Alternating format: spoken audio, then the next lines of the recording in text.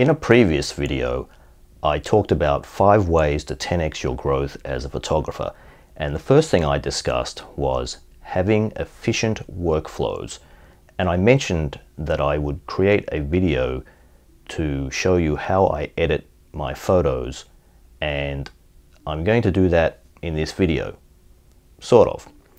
What I mean by sort of is that what I'm going to do is to show you my general workflow and talk about the computing devices and the software that I use to very quickly get images off my cameras and select the ones that I want to edit and then edit them, and how I'm able to do that very efficiently even with very large numbers of images. And I'll also talk about how I do video editing.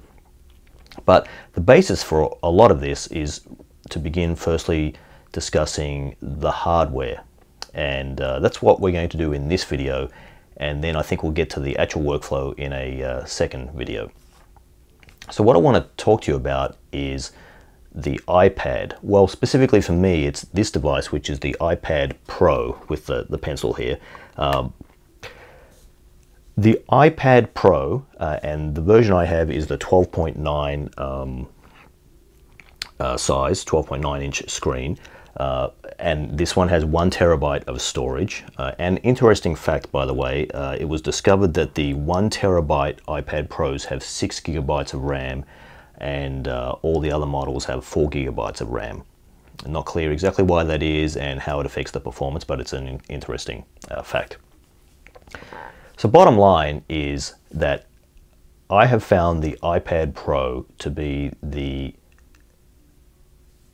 overall the fastest device, certainly in terms of one that is also mobile, for doing not just photo editing, but many other tasks as well. And in fact, I have a MacBook, and I have an iMac, and I have an Android tablet and lots of other things, and the iPad is the thing that I use probably, the iPad Pro is the thing that I use 99% of the time. There are times that I do have to go to my MacBook, and when I travel I do have my MacBook with me, but it's really more just as a backup device. There are some tasks that I will tell you about later on where I sometimes do need to go to the MacBook, but for almost everything else I'm able to use my iPad. And I've found the performance on the iPad Pro to be incredible, and it's actually well known that the hardware of the iPad Pro is more powerful even than many laptops, even if you look at Apple's lineup, even than many of the MacBooks. And when you combine it with the software, the degree to which the software and hardware are integrated so well together on the iPad and on the iPhone through iOS, it really does make for an unbeatable combination. Now, I also want to say, before I get accused of being an Apple fanboy, that I can honestly tell you there was a time, it was a while ago, but there was a time when I had no Apple devices at all. And I used to walk past the Apple store and I would see people in there and I would laugh at them and make jokes. And I used Windows, and I used Linux, and I used Android, and didn't have Apple anything.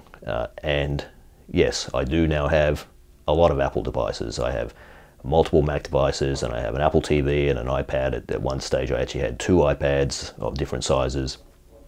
I have an iPhone, an Apple Watch, and no platform, no computing device is perfect.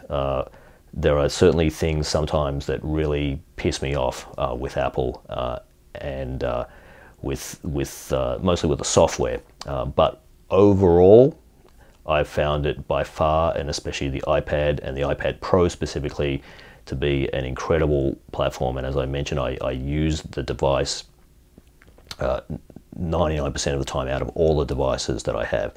And the bottom line is that when you're doing work on the iPad Pro, whether it's photography work or other work, generally there is very little waiting. Everything is so fast and responsive. Switching between apps is so fast and responsive. most apps, there's no concept even of loading and saving. Everything happens just instantly. And that's just incredible. When you're in Lightroom, for example, and you flick between images, the images render so quickly.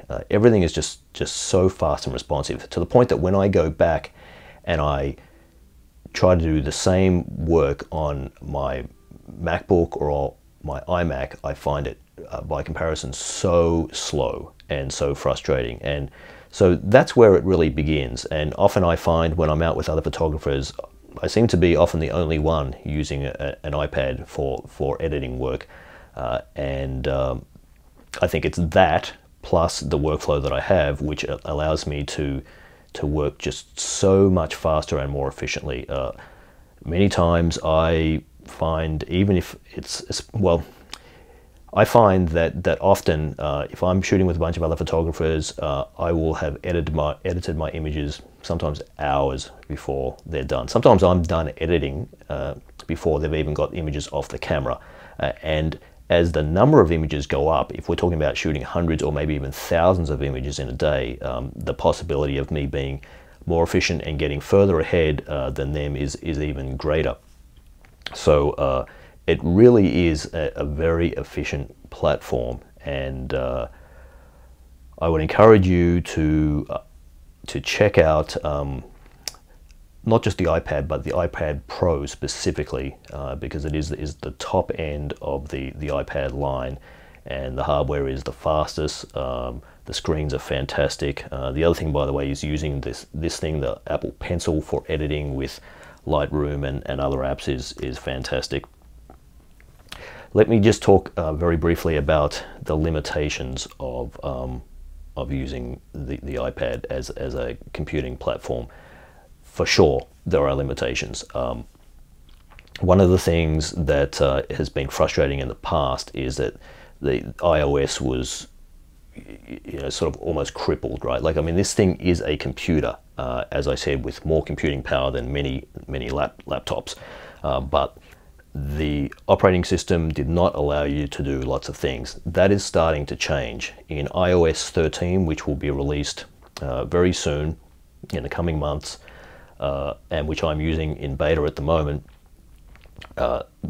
iPads are now running what they call iPad OS. It's a special version of iOS for the iPad. And one of the things that you can do now is that you can access external storage devices. So I can plug a hard disk or an SSD into my iPad, and I can read and write images to and from it. And that's fantastic. You couldn't do that before. So things are starting to change, and some of those limitations are being removed.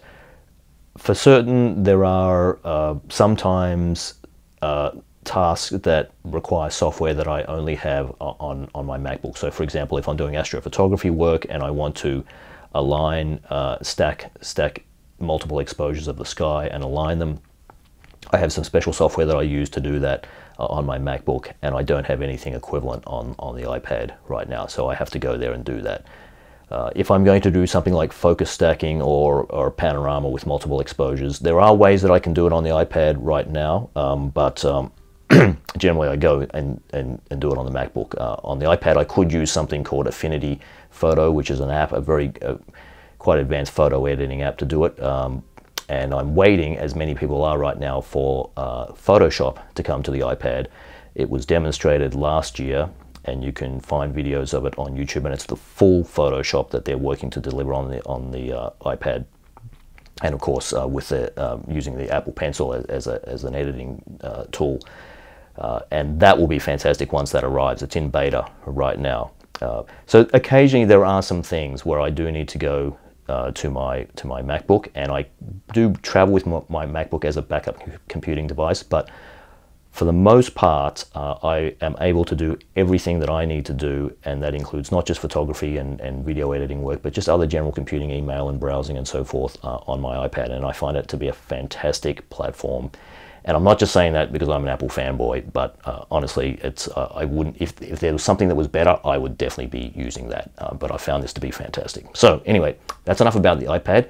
And in the second video, we'll talk about the actual workflow, and I'll show you how I use various apps on the iPad to edit my photos and do my video editing.